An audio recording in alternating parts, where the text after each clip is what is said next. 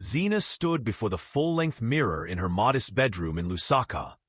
Her eyes brimming with tears she refused to let fall. The shimmering white dress she wore was meant to be a symbol of love and a new beginning. Instead, it now felt like a cruel costume, mockery of everything she had hoped for. She had spent months planning this wedding with David, the man she believed was her forever. From long walks under the jacaranda trees to whispered dreams about their future children, everything had pointed to a love story for the ages. But it had all unraveled in a single afternoon, 5 days before their wedding. Her sister, Rena, bold and always seeking the spotlight, had posted a picture online. A picture of herself locked in a passionate kiss with David. No captions, no apologies, just that image. Friends and family had been stunned, but none more than Xena. She had confronted David with trembling hands and shattered faith, only for him to tell her it just happened, and that Rena made him feel alive. The betrayal was multi-layered. It wasn't just about losing a man. Xena had lost her sister, her confidant, and her pride in one thunderous blow. Her parents, always fonder of Rena's outspoken charm, tried to cushion the scandal by suggesting maybe Xena wasn't passionate enough, and that these things happen when hearts are confused. She had stood alone in her heartbreak, watching her parents attend Rena and David's court wedding just 3 months later, as if it were an ordinary event. Xena didn't scream or beg. Instead, she packed her few belongings and left Lusaka for Kitwe, determined to build a life far away from the echoes of betrayal. The pain hardened her, reshaped her spirit into something neither weak nor vengeful, but resilient. In Kitwe, she started from scratch, first working at a local events company as an assistant, then earning trust through her creativity and discipline until she opened her own branding firm. At 27, she had become a name on many corporate lips, but still, the wound festered silently beneath her success. She never dated again. Her heart, still raw, had grown cautious, until that night 5 years later, when she walked into an elite New Year's Eve party in Johannesburg, and the past came face to face with the present. The venue glittered with opulence. Crystal chandeliers glowed like bottled stars above a floor of marble and laughter. Xena moved gracefully through the crowd in a figure-hugging emerald gown that complemented her caramel-toned skin. Her hair swept into an elegant bun, accentuating her high cheekbones and striking eyes. Her presence was magnetic, drawing attention not just because of her beauty, but because of the man whose arm she held. He was tall, well-built, and regal, dressed in a custom midnight blue tuxedo with a diamond-studded cufflink that caught every flicker of light. That man was Leon Nkosi, the South African billionaire tech mogul whose name was whispered with reverence in boardrooms across the continent. Few knew the details of their courtship, and even fewer had been invited to their discreet wedding in Cape Town just a year ago. But there they stood now, the power couple everyone watched with admiration and curiosity. Xena, once the quiet fiancé left behind, was now a wife glowing with quiet confidence and married to a man whose influence shaped industries. Leto leaned toward her as they approached the wine station, whispering something into her ear that made her smile.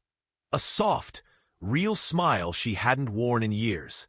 And just as she turned to respond, her eyes locked with a pair she hadn't seen in half a decade. There, just a few feet away, stood Rena, adorned in a red satin dress that clung too tightly, with David beside her, looking older, thinner, and less sure of himself. Their eyes widened in disbelief, mouths slightly agape. It was as though time stopped and refused to resume. David was the first to look away, attempting to feign casual interest in a passing waiter.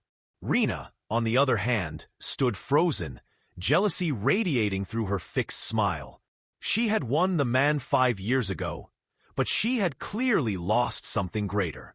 Xena's rise was written all over her body language, her grace, and the way her husband looked at her like she was the axis on which his world spun. Leto noticed the awkward exchange, his eyes narrowing slightly. "Friends of yours?" he asked. Xena chuckled softly, her voice smooth as silk. "Just familiar shadows," she replied. Rena clenched her fist as she heard the laughter between Xena and her husband, and for the first time since she snatched David, she felt like the one who had been left behind. The party carried on, a glittering blur of champagne flutes, Afrobeat rhythms, and camera flashes. But in one quiet corner of the hall, Rena's mood had turned dark. She sat stiffly beside David at a cocktail table, her posture unnaturally straight as her eyes trailed Xena's every graceful movement. David, who once wore pride like a crown whenever Rena clung to his arm, now looked uncomfortable, almost ashamed. 5 years of marriage had not dulled the memory of the scandal that started it all. But what truly gnawed at him now was the contrast. Rena still talked too loud, wore her insecurities like perfume, and spent more time chasing status than building it. Xena, on the other hand, had become everything he didn't know he needed. A woman of power, grace, and stillness. And now she belonged to someone else. "She looks different," he muttered under his breath, nursing his drink like it might numb the ache in his chest. "She looks rich," Rena snapped, her voice like broken glass. "And that husband, he didn't take his eyes off her once." She looked at David then, a flash of resentment behind her forced smile. "When was the last time you looked at me like that?" David didn't answer, and the silence spoke volumes. Across the room, Xena and Leto were being led to the VIP lounge by the host, an influential Ghanaian fashion icon whose events were reserved for the elite. Rena grabbed her glass of rose and followed at a distance, determined to appear unbothered. She needed to know more. How Xena ended up here, wrapped in diamonds and power, standing beside one of Africa's most sought-after billionaires. She was the one who'd won, wasn't she? She had taken David from her, broken Xena's world, and danced on the ashes. But it didn't feel like winning anymore. Rena caught her reflection in a mirrored column, flushed, nervous, and aging faster than she liked to admit. Meanwhile, Xena looked timeless, untouched by bitterness, and insulated from the judgment that once mocked her. When the host made a toast, raising her glass to black excellence, bold women, and unexpected stories of triumph, Xena lifted her glass with a serene smile. Rena didn't miss the glances exchanged around the room. Some knew the backstory. She could see it in their subtle expressions. Pity for her, admiration for Xena. And suddenly, the music felt too loud, the lights too bright, and the man beside her, a constant reminder of everything she had broken, felt like dead weight. Later that evening, as the crowd thinned and the music softened to a hum, Xena stepped out onto the balcony for air. The Johannesburg skyline twinkled like a sea of stars below, and a gentle breeze lifted her curls as she closed her eyes, savoring the moment. For the first time in years, she felt fully present. Behind her, the glass door slid open, and someone stepped out. She turned slowly, and there stood Rena, arms folded, eyes cautious. The tension between them pulsed in the silence. For a moment, neither spoke. Then Rena cleared her throat. "You look different," she said, her voice small, like a child rehearsing bravery. Xena smiled faintly, not out of warmth, but out of recognition. This was the same sister who had once wept into her arms about a high school heartbreak, the same sister who had once been her best friend before betrayal buried that bond. "Time does that," Xena replied calmly. Rena took a step forward, heels clicking too loudly in the quiet. "You're married to him, Leto Nkosi." "How?" The question was blunt, tinged with disbelief. Xena's expression didn't change. "I met him at a business conference in Kigali. He admired my work. I admired his mind. It happened naturally." There was a pause, a thick, heavy one. Rena's lips quivered as if holding back more questions, or perhaps regrets. "Do you hate me?" she finally asked. Her voice cracked, and for the first time, Her confidence peeled away. Xena turned to face her fully, arms relaxed at her sides, eyes steady. "No," she said softly but firmly. "I don't hate you. I just don't trust you. And I've stopped trying to understand you." That answer struck Rena harder than rage would have. It left no room for redemption, only distance. "David isn't what I thought he'd be," she confessed suddenly. "I thought stealing him meant winning, but it didn't feel like victory. Not for long." Xena nodded slightly. "That's because people aren't prizes, Rena. They're choices, and you made yours." The words landed like a mirror Rena didn't want to look into.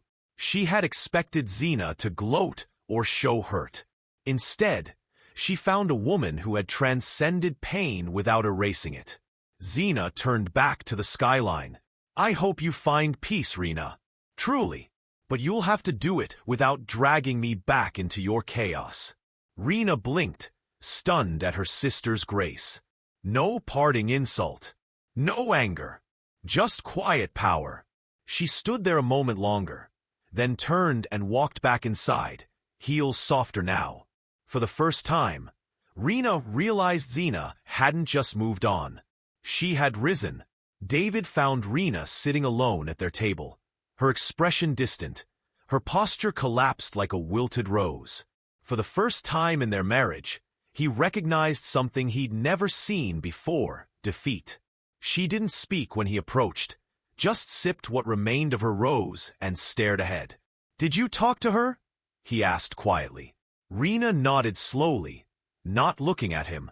"She's not the same," she said, almost in awe. "She's free. Like she took everything we did to her and turned it into gold."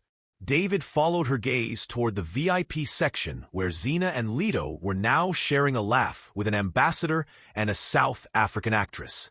It was a world he no longer belonged to. A world that had once been within reach when he was with Xena. He swallowed hard, the bitterness of envy rising in his throat. He had traded love for lust, depth for dazzle. And now, the dazzle had dimmed. He glanced at Rena, noting the way she clutched her purse like a shield. There were fine lines around her eyes now, and though she still dressed immaculately, something had faded. Their conversations had turned from dreams to complaints. Regret, like a vine, was now growing silently around his heart.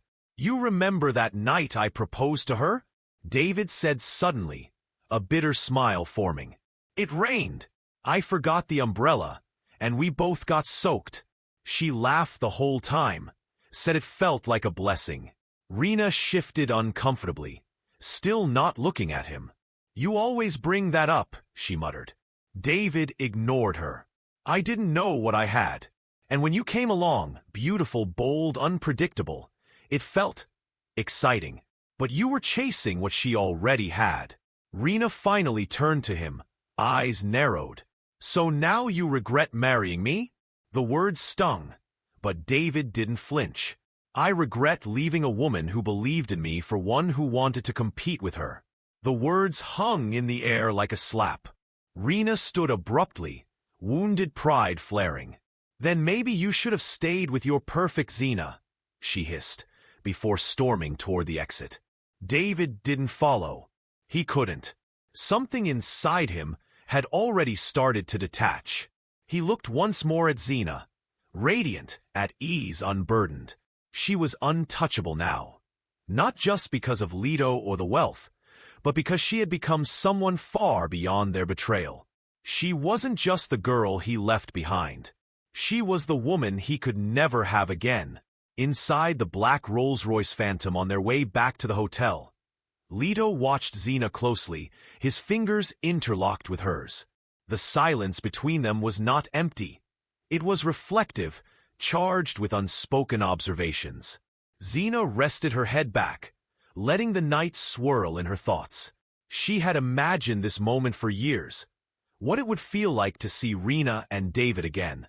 But nothing had prepared her for the sheer hollowness of it. There was no satisfaction in their discomfort, no joy in their regret. It just was a reminder of who she used to be and how far she had come. "You handled it with more grace than most would," Leto finally said, his voice low and deep.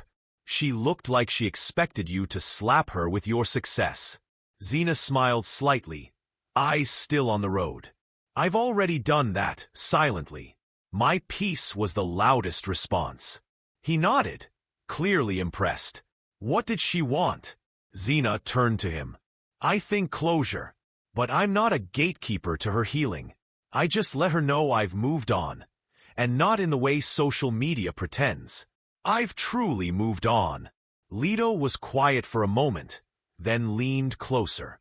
"You know, I didn't just fall in love with your brilliance or your beauty," he said, squeezing her hand. "I fell in love with your resilience. The way you wear scars like they're medals." Xena's heart softened.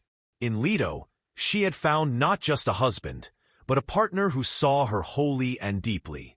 "Thank you," she whispered. He studied her for a moment longer.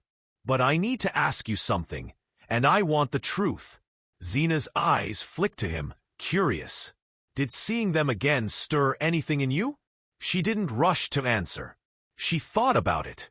"It reminded me of how broken I once was," she said carefully. "But not because I miss him or hate her. It's like visiting a grave. You don't dig up what's buried. You just acknowledge it and walk away." Leto exhaled slowly, as though releasing a weight he didn't know he carried. "Then let's never look back again," he said. Xena nodded. "Agreed." As the city lights passed them like fading ghosts, Xena realized that closure wasn't something you waited for someone else to give. It was something you claimed when you stopped letting your past dictate your worth. And in Leto's hand, in his belief in her, she had found a new kind of power, one no betrayal could steal. David lay awake that night in their dimly lit bedroom. The ceiling above him nothing more than a silent witness to his thoughts. Rena had shut herself in the bathroom for nearly an hour, slamming drawers and muttering as if rearranging her vanity would fix what had unraveled between them. The room was quiet now, but the emotional distance between them was deafening. He had told her the truth, a truth that had simmered beneath the surface for years, a truth that finally clawed its way out when he saw Xena again. Not because of her wealth or status, but because of the peace that radiated from her. It was the kind of peace he had never truly given her, always demanding more, always assuming she would stay. And now, he was left with Rena, whose love was conditional, whose affection was a competition, whose eyes constantly searched for validation in other people's envy. He remembered how Xena used to wake him up with handwritten notes, or how she'd save extra cash from her tiny salary just to buy him gifts. Rena, on the other hand, loved to be loved loudly, but never reciprocated the depth that real love required. In the bathroom, Rena stared at her reflection, mascara smudged and pride bruised. She hated the way David had looked at Xena, not just with nostalgia, but with longing, as if all his years with her had been a detour. And what hurt more was that Rena finally understood what David had lost, and what she had never truly gained. She hadn't stolen a man out of love. She'd stolen him out of spite. Spite for being second best in her family, for being compared to Xena all her life. Their parents had always praised Xena's maturity, her intellect, her patience. Rena had been the pretty one, the flashy one, the one they worried about. So when David started giving Xena the kind of attention Rena craved, it burned. And in her twisted logic, taking him felt like justice. But justice, it turned out, came with consequences. She touched her face gently, as if searching for the younger version of herself who once believed winning a man could prove her worth. That girl was gone, and what remained was a woman hollowed out by the very victory she once celebrated. She walked out of the bathroom, expecting David to be asleep, but he was awake, watching her. For a moment, neither of them spoke. The silence was no longer just uncomfortable. It was the sound of a marriage slowly crumbling under the weight of unspoken truths. News of Xena and Leto's public appearance at the elite gala had spread like wildfire across social circles in Johannesburg, Accra, and even Nairobi. Blogs praised her elegance. Business magazines hailed her as the woman who rebuilt herself. And whispers followed the story of her reunion with a sister who had once stolen her fiancé. The most striking image, captured and shared thousands of times, was one of Xena standing next to Leto in a floor-length emerald gown, her head tilted back in laughter while David looked on from a shadowed corner forgotten. People began asking, who is she really? How did she go from a betrayed bride-to-be to the wife of one of Africa's most discreet billionaires? As Xena's name trended, corporate brands began reaching out, seeking her for features, partnerships, and mentorship campaigns. She hadn't just healed. She had evolved into a symbol of feminine resilience and power. In sharp contrast, Rena and David's social standing took a quiet hit. No one invited them for interviews. No one cared for their version of the story. And among the whispers was an unspoken truth. Some doors never open again once slammed shut by betrayal. At a high-level brunch hosted by an influential women's network, Xena sat on a panel discussing her journey. She spoke about her darkest nights, how she once cried herself to sleep in a one-bedroom apartment, surviving off freelance gigs while her sister paraded her ex-fiancé in tabloids. She didn't mention Rena or David by name, but everyone knew. The lowest moments taught me the value of silence, dignity, and purpose, Xena told the room, her voice steady, her posture graceful. Revenge isn't always about action. Sometimes, healing loudly is enough. The audience broke into applause.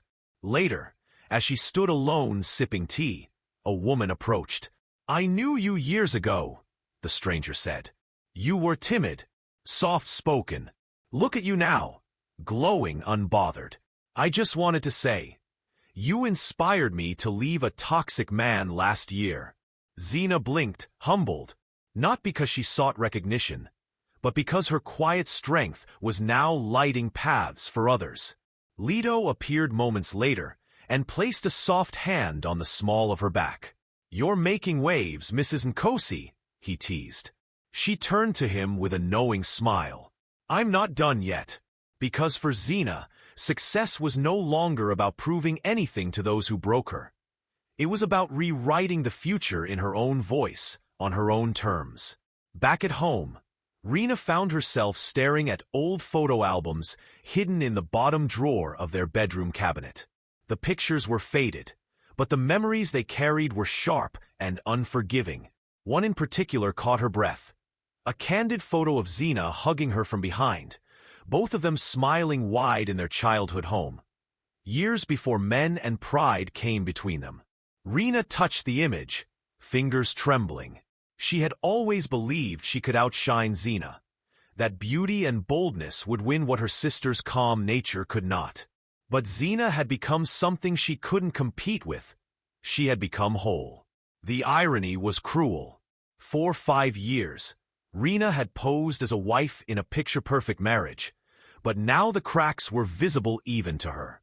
David was no longer trying. No more late-night conversations, no gentle touches, no interest in rebuilding the facade they once painted so carefully. He had turned quiet, haunted, and withdrawn. And though Rena didn't love him in the way Xena once had, losing his attention still stung. Because attention, for Rena, had always been her oxygen. David, on the other hand, had reached his own breaking point. For months, he had buried his restlessness in work, trying to convince himself that stability was enough. But after seeing Xena, he realized what real love had looked like, how effortless it had been with her, even during tough times. With Rena, every emotion felt like a transaction, every disagreement a performance. The night after the gala, he sat alone in their living room, scrolling through social media posts of Xena's speech at the brunch. Her words echoed in his ears. Healing loudly is enough. He couldn't look away from her photos. She looked regal, fulfilled, unbothered. She had become the kind of woman any man would pray to meet. And he had thrown her away. Regrets sank in deeper than he expected.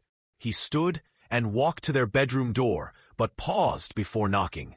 Rena was inside, crying softly, the kind of cry that didn't seek comfort, just release.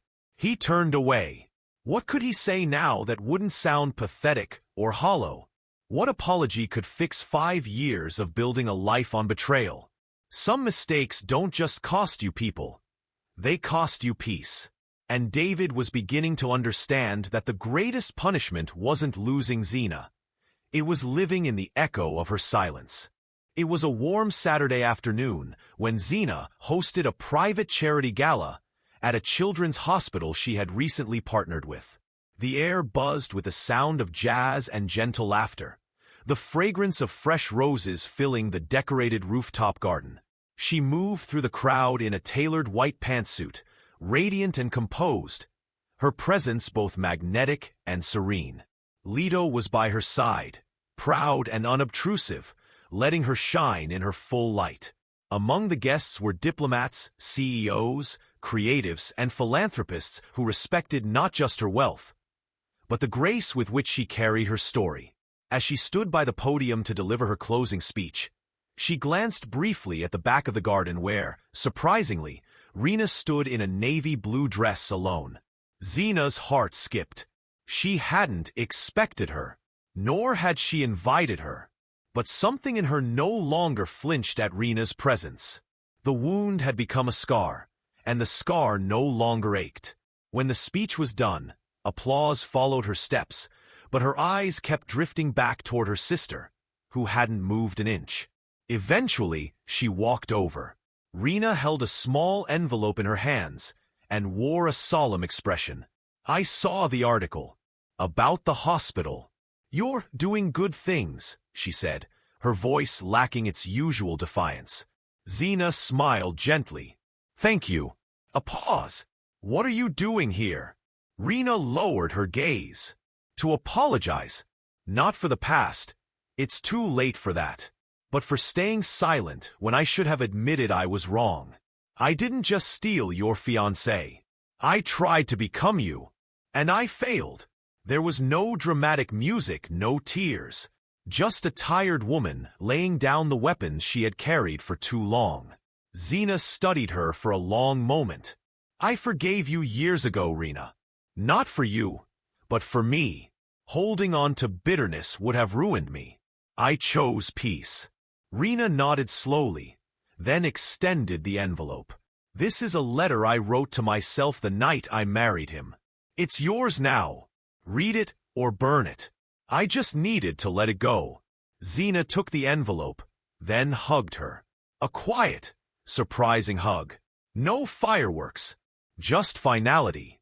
As Rena walked away, disappearing into the crowd, Xena turned to see Leto watching her with knowing eyes.